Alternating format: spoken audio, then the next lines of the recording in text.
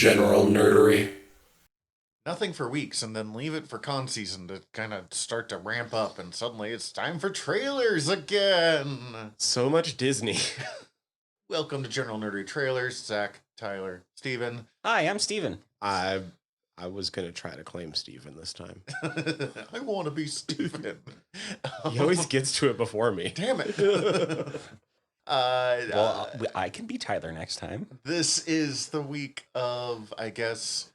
Sorry, I can't. I'm not handsome enough. Oh, well, thank you. Be nice to my friend. I am. Be nice to my friend is my favorite thing when one of my friends makes fun of themselves because they're always just like, hey. But especially in that context, I love it. This weekend was D something something Brazil. D23 Brazil. Yes. Disney's gonna drop a bunch of shit for you. Basically. So we have, let's see, we have four Disney trailers, and Mission Impossible, because we wanted one non-Disney thing. We have Captain America Brave New World, we have Thunderbolts Asterisk, we have... What If Season 3? I did not know Season 2 was out. And we have... Same. Mission Impossible 485. And what's the... Final Reckoning? What's the did we say the... Oh, and Star Wars Skeleton Crew. Oh, yeah, Star Wars Skeleton Crew. I was just going to say Star Oh, Wars. it's the best one that we Yeah. watched. The one I'm most actually interested in watching. What order are we going in? Captain America. It was a better trailer than the first one. Like, it's given a lot of fucking Winter Soldier vibes, and Winter Soldier is one of the Marvel movies that you can just say is a good movie, not just a good superhero movie. So It's legitimately, I think, one of the top tier Marvel movies, as well as also as a pretty solid standalone like spy thriller. And it is very on purpose that this feels like Winter Soldier. They were super open about that fact. I also like that they're being kind of vague about who the big bad is. It definitely seems like they're setting up, because the Red Hulk's a red herring. yeah, We still... Jesus Christ, Tyler. that's very good. We still don't know who Giancarlo Esposito is. And was he's seeing- openly been like, no one's guessed it yet. I was seeing people online after the trailer dropped say Sidewinder. I guess he could... The Serpent Society... But also, it sounded like there was there's like another person that's like talking to Sam Wilson in the the dialogue over the trailers like seems like it's supposed to be a conversation that's being spoken to Sam, and it does not sound like Giancarlo Esposito. Giancarlo Esposito. Fuck, I'm so sorry, society. Giancarlo Esposito. Hey, I'm trying. I'm so sorry. Glenn Close in a Speedo? Glenn Close in a Speedo. No, okay. Hey, don't you dare shame Glenn Close in a I Speedo. never would. Shame me for being bad at pronouncing names. So, this trailer looks good, and they're basing it off of one of the better Marvel movies. So, right side. Downside, they had to reshoot like 70% of it because the original fucking sucked, apparently. Oh no. And involved massive reshoots of the tiny woman with big bags under her eyes, because she was originally playing Sabra, who is an Israeli superhero that they kind of decided we don't want to fucking touch that after, Everything. Israel in the last year. Oh yeah, and you know how everybody's been talking about boycotting Marvel because of how affiliated they are with the government and the Israeli government. Especially because Yeah, that. Sabra's initial storyline was basically being racist against Palestinians and learning not to be. Yeah.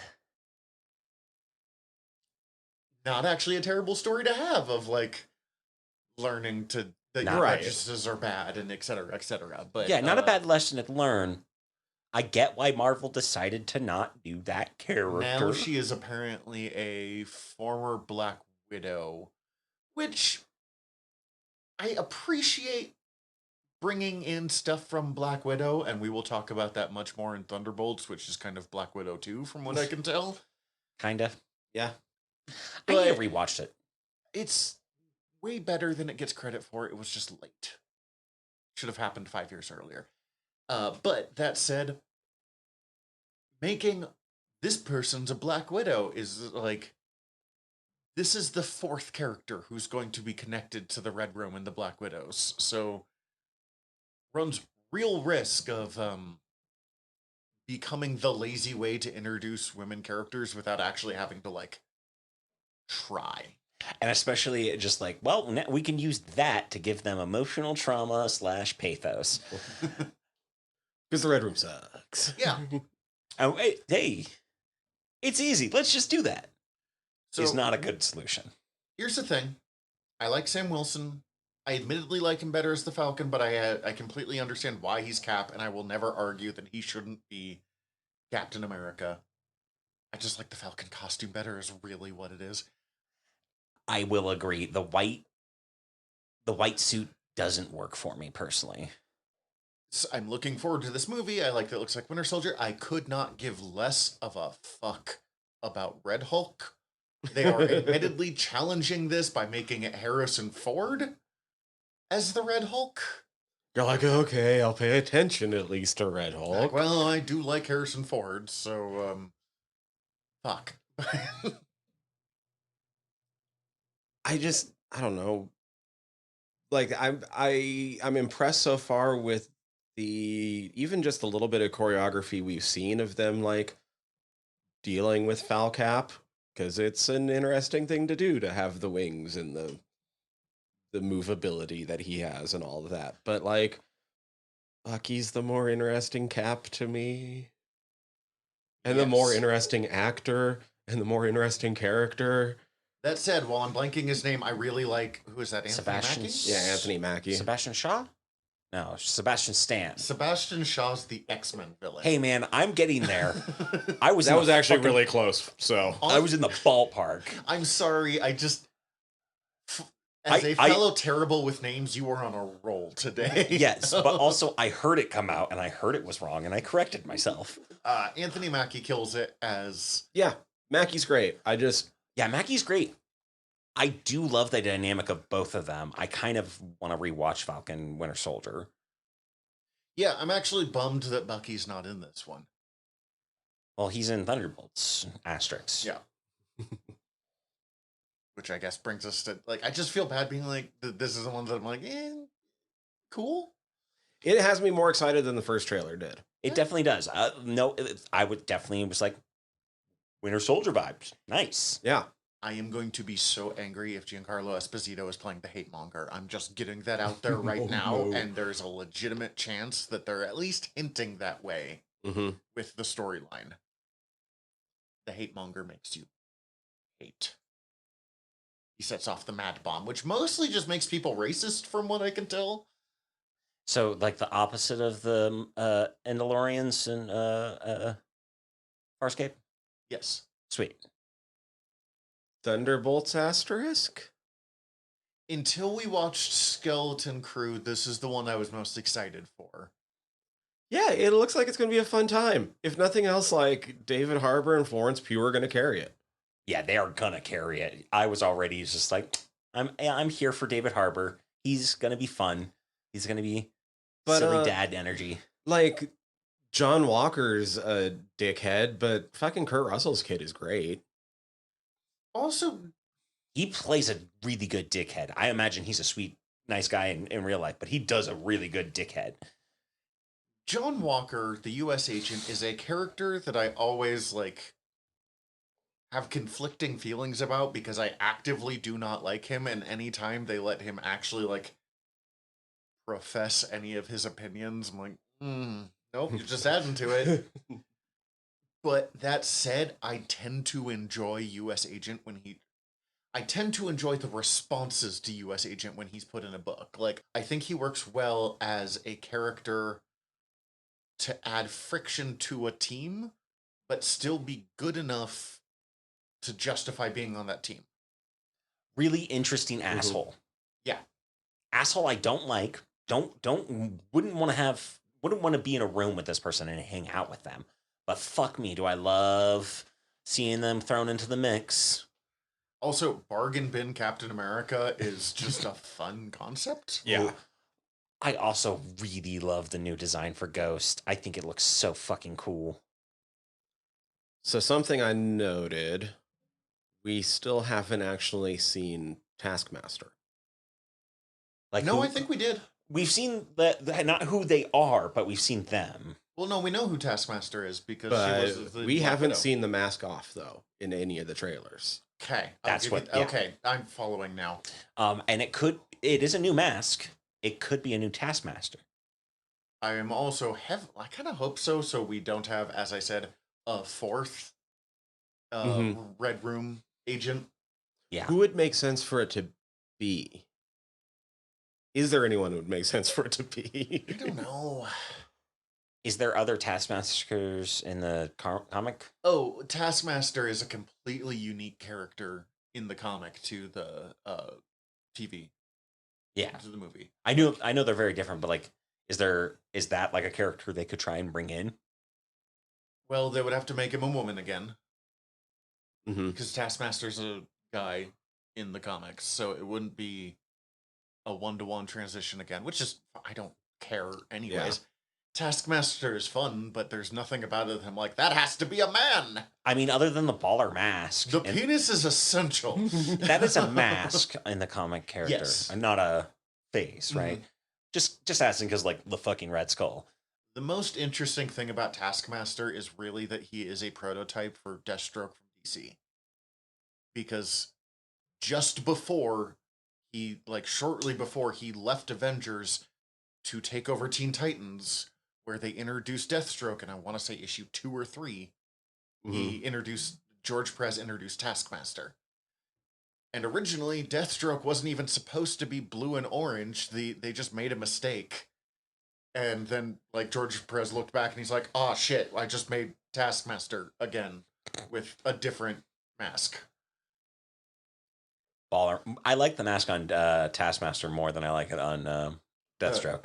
Big fucking skull mask instead of... Fuck me if you don't know this already. I love skull aesthetics. Comic book Taskmaster is my favorite because he's got a white hood that does not look like a Klan's hood, credit to it. It's hard to do that. It's like an Assassin's Creed hood. Mm-hmm. Yeah. As having made hoods before, it is hard to toe that line.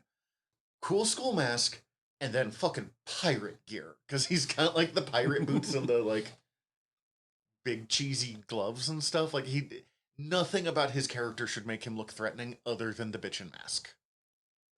So the weird little detail that they showed in this trailer that kind of sold me is there's a lot of things, especially in action movies, that I'm just at this point prepared to accept. Yeah. And like I won't bitch about it when it happens, but there's a part in the back of my head where I'm like, Eye roll. okay, yeah, a little eye roll. One of them is like fucking a car getting shot to shit from behind and everyone being fine as long as they duck down. This time around, you have a guy with an actual shield in the back seat. And the kind of shield that it's intended for this shit, yeah. Yeah. Suddenly I'm just like, oh, look, all of this makes sense and I'm happy. Like it just quiets that little bit in the back of my head. I'm like, it's still dumb action. There's still going to be something else that isn't going to make sense. But all the times I usually see this, it super doesn't make sense. This time, I'm good. No, the spot where it doesn't make sense, the spot that it pulled me out, even though I was like, this is cool, but rolled my eyes, is where Bucky, like... Flips the Humvee? Yeah, gets off the motorcycle calmly and then puts the arm down. And like, that would just rip your arm off your body. Not calmly. What he does is he punches it into the ground. So like, I think the idea is that he's like, well, this thing is unbreakable fucking vibranium arm. Let's just plug it into the fucking ground like a spike. Okay. My problem is that like the tote cable on that is definitely going to break probably before Vibranium tow cable. the truck flips as big as that does, is what I'm assuming. I am just really looking forward to Winter Soldier and Red Guardian. Like, that combo and the little bit they gave us there made me be like, oh, so this is the part of it that I give a crap about. Yes, David Harbour was my favorite part of it in that, like, again, when he was fucking around with Winter Soldier and asking about what type of super soldier serum he gets. It was like, ooh, fancy. or whatever he says. It's like, yep, okay, so that's going to be the delightful part that really drives this home for me. I'm just like, this guy is so cool. And Bucky is just out there being the coolest and It's most true, he's extra. Also, very fucking Terminator vibes. Yeah. Little Bucky. But yeah, Yeah.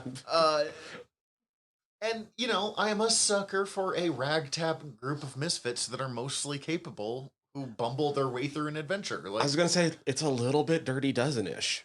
Dirty Mhm. Dozen-ish. I Mhm. went to James Gunn's The Suicide Squad, except these guys. yeah.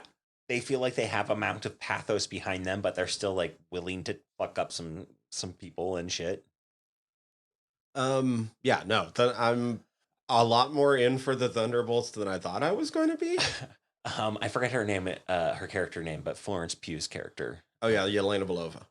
Yelena, with the guinea pig and like Yeah. on the comms, just like talking about her assignment and just like, yeah, the mission. Oh wait, turns around, giant explosion.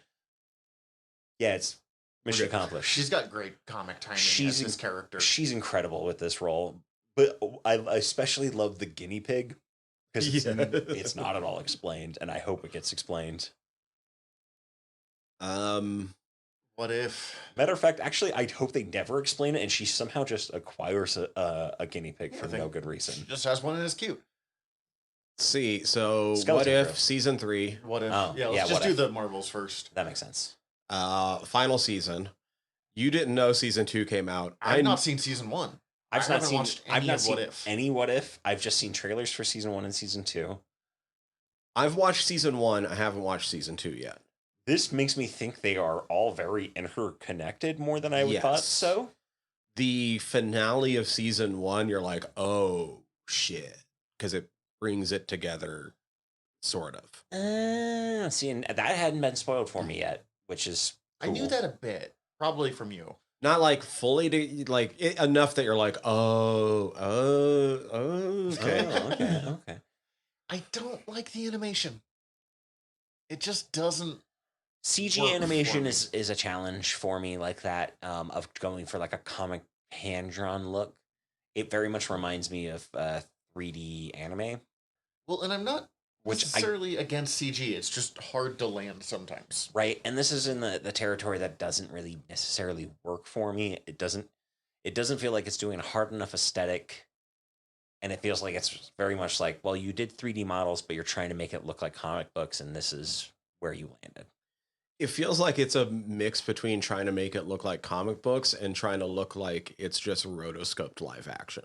Yeah, a little bit. Mm-hmm. It's not Uncanny Valley because it doesn't almost look real, but it's like neighboring to Uncanny Valley. I think there's a certain amount where they want to stylize it, but they can only move so much in whatever direction they're looking towards because they still want the characters to look like the actors. Yeah, Fair. very fair. Looks like we're getting a Western Shang-Chi. Look, the reason Fucking Mecha I'm Avenger is the thing I'm here for. I know, I was gonna say the reason I'm super excited for it is because of the epicness you can go with the animation. Mm-hmm. Like everything looked fucking like crazy balls to the wall.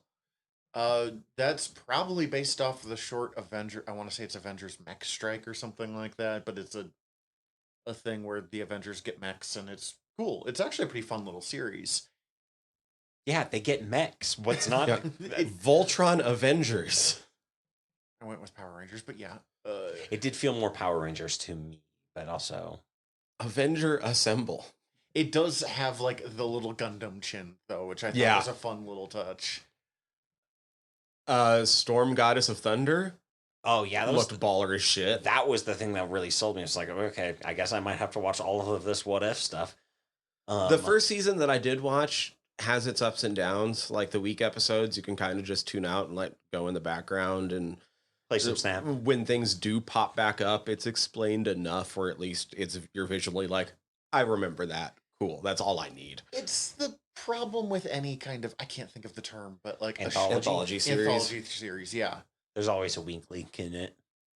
It's got highs though. Like there's some really cool shit that happens. So I've heard the Agent Carter, Captain Carter stuff is pretty fucking rad, and like, yeah, guys, I really loved fucking Agent Carter, the TV series. I never watched the second season, but I keep meaning to because Agent Carter slapped. It slaps. It slaps equally as hard. It gives me that kind of fun middleman energy. Yeah, exactly. Season 2 gets kind of hokey in a fun way. That's fine. They add Matt Bronger as a scientist. Okay.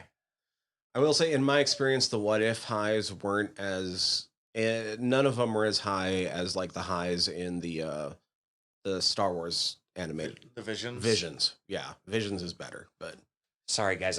My brain drifted. You're just an Agent Carter now. Agent Carter, and I also kind of want to rewatch Agents of S.H.I.E.L.D.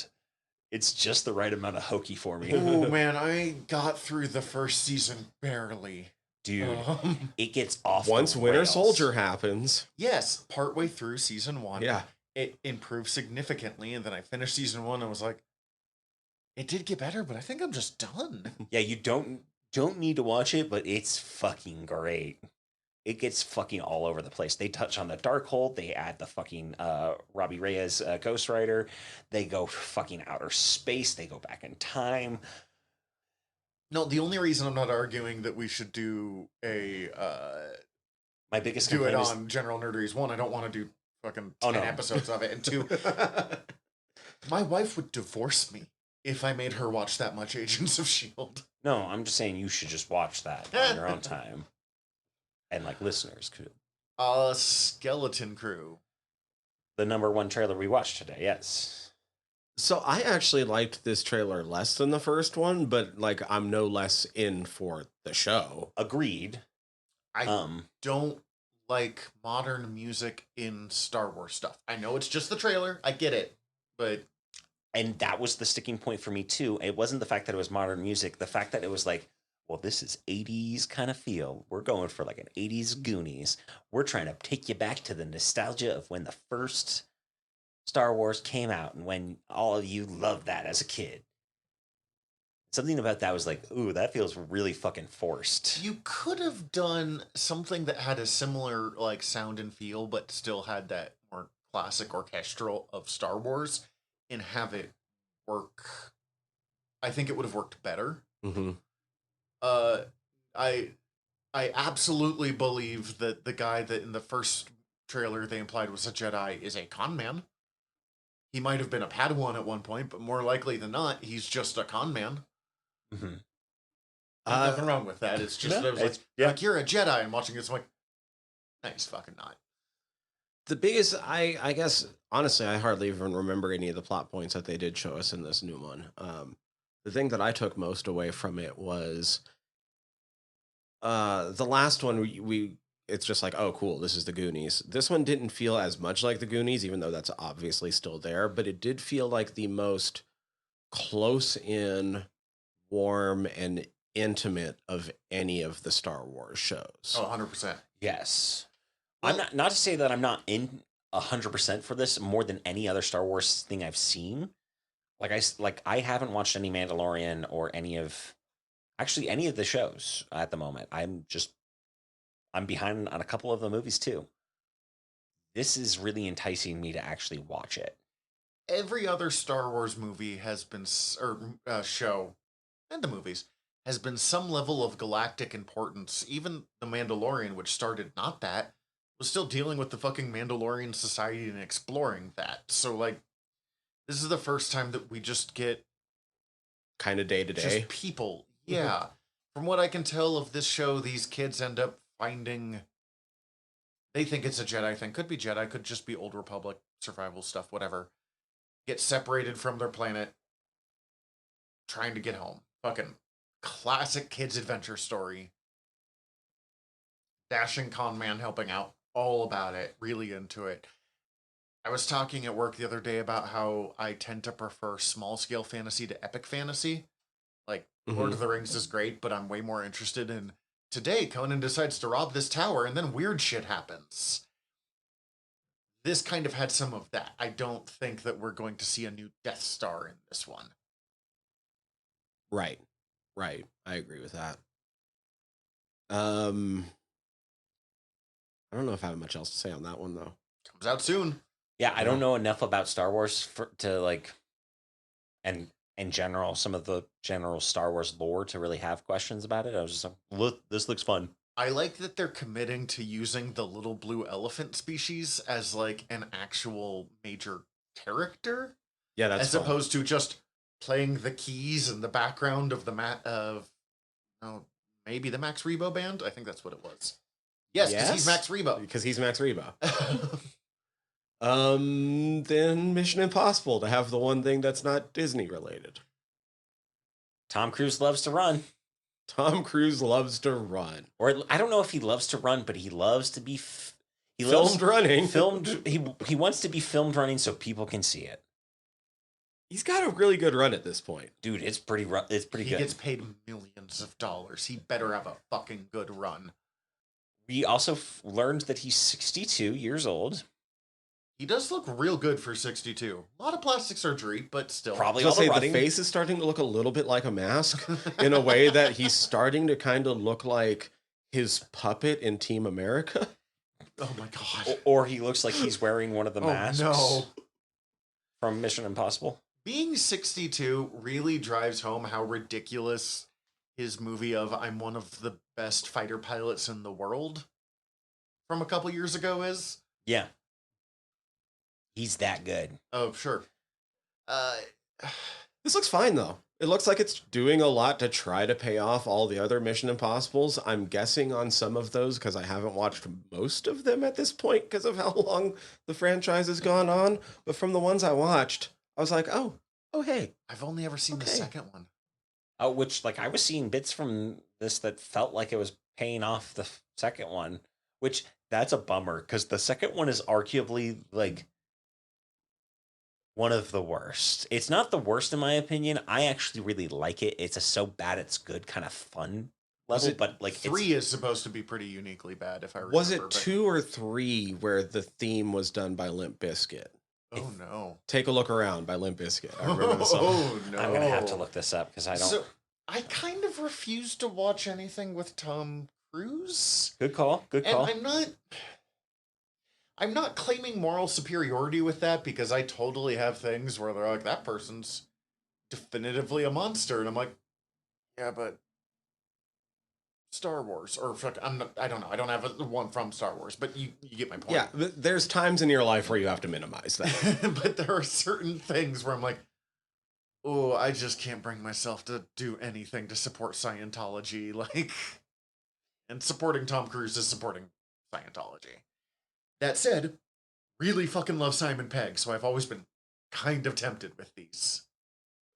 Some of them are supposed to be just legit, really good, straightforward action movies. I just haven't got caught up on them myself, much like I'm probably going to get caught up on the Fast and the Furious before I get caught up on Mission Impossible. Same.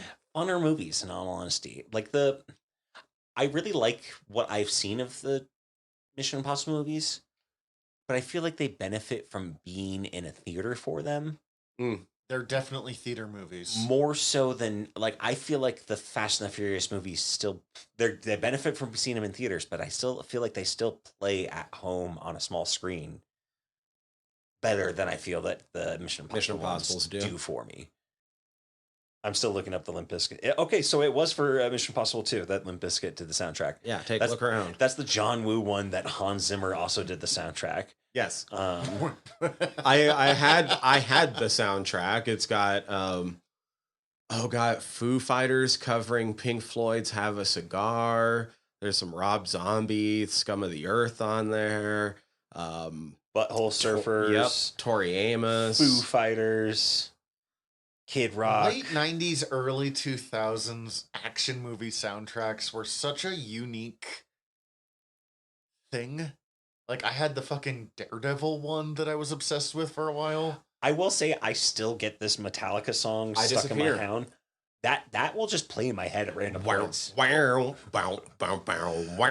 also that music video played all the fucking time on MTV and VH1 at the time. Gotta run away from that plane. Right? I know this shit. Yeah, so that's arguably the worst movie of the. It's the worst one, but one I have the most connection to. But like at the same time, I have the most connection to, and it's somehow like also like it's definitely fun still for me. I have gone back and rewatched a grip of them. but I think I like got up to Rogue Nation Mm. and then haven't seen anything since. Heard Ghost Protocol's really good. Ghost Protocol's really good. Ghost Protocol is a good name, if nothing else. Yeah. Ghost Protocol's really fucking bombastically good. What's this one? Final something? Final Reckoning. Yeah.